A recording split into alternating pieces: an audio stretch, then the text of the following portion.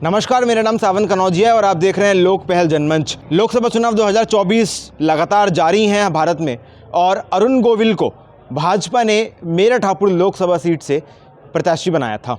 अरुण गोविल रामानंद सागर की रामायण में राम का किरदार निभाने से पूरे देश में प्रसिद्ध हुए। न केवल देश में बल्कि विदेश में भी उन्होंने प्रसिद्धि पाई। उन्होंने चुनाव लड़ा और चुनाव जिस दिन यहाँ पर मतदान था, मतदान के अगले ही दिन मेरठ से वो चले गए थे। ऐसे में कई आरोप प्रत्यारोप उन पर लग रहे थे और उन्हीं आरोप और प्रत्यारोपों को खंडन करने के लिए, उनका जवाब देने के लिए आज मेरठ के पश्चिम यूपी के भाजपा कार्यालय पर अरुण गोविल वापस पहुंचे।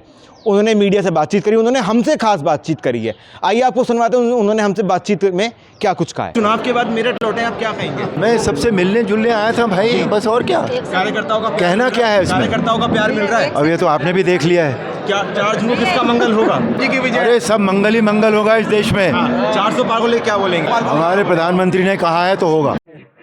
समीकरण की जो खेल है वो मुझे नहीं आता है।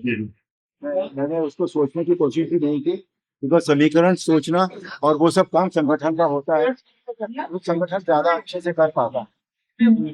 पर जीत के प्रति जो मुझे ध्यान लग रहा है, जो देखने में आता है, उसके प्रति मैं पूर्ण हासिल। प्रधानमंत्री से कह रहे हैं कि 400 पार की बात है।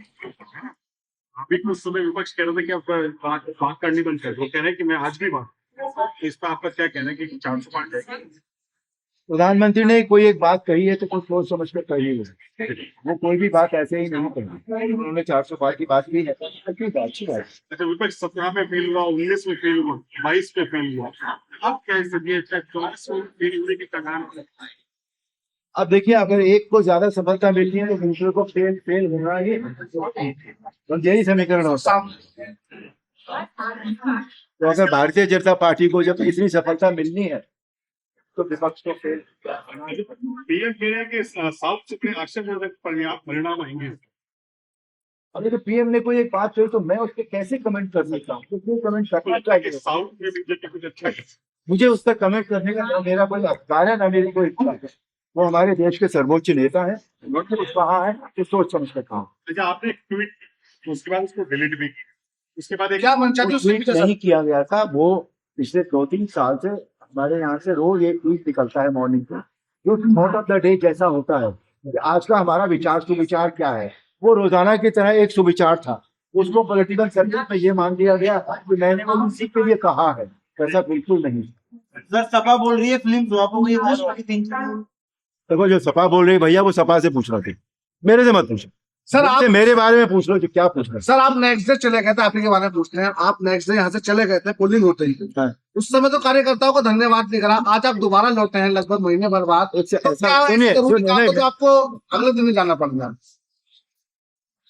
मैं यहाँ आया था, मुझे अचानक बताया गया था कि मुझे यहाँ से टिकट दे दिया गया है। कोई आदमी जब कहीं काम कर रहा होता है, उसके कितने काम छूटे होते हैं पहले तो ये बताइए आप। छूटे होते हैं कि नहीं होते?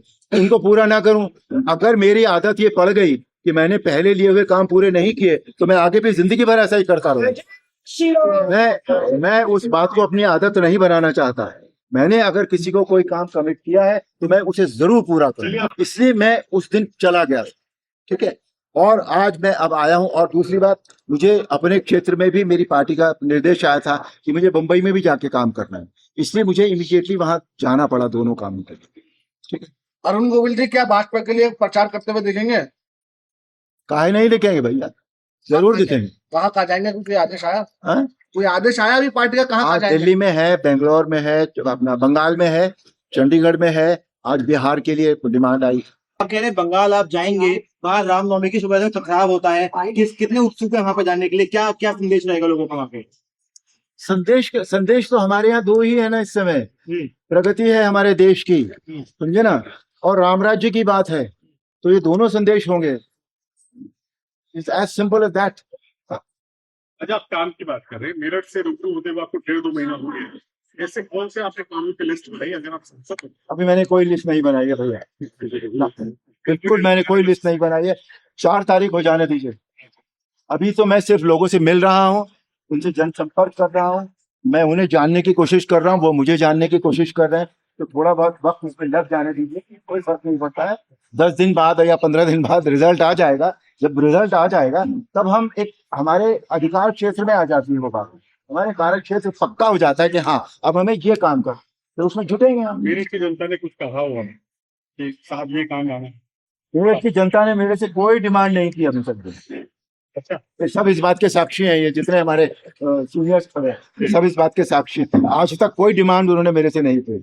तो आपने सुना अरुण गोविल को, उन्होंने साफ बोला है कि मुझे भाजपा यानी पार्टी की ओर से कई अन्य लोकसभा जगहों सीटों पर भी जाने का दायित्व सौंपा गया, इसलिए मैं मेरठ से बाहर गया था। और उन्होंने ये भी बोला कि मैं पुनः 4 जून के बाद यहीं पर रहूंगा और यहीं पर रह के विकास करूंगा।